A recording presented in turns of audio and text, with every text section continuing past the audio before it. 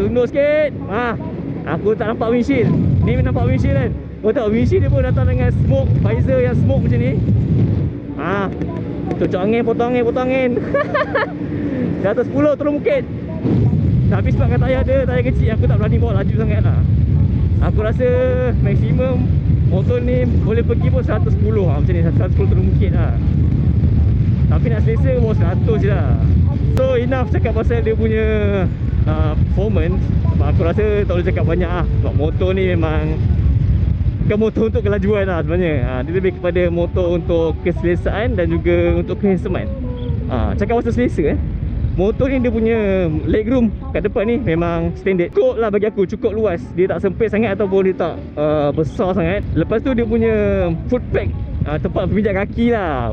Tempat pemijak kaki ni aku akan nak mengepak sikit kaki aku macam ni, nak buka sikit kan.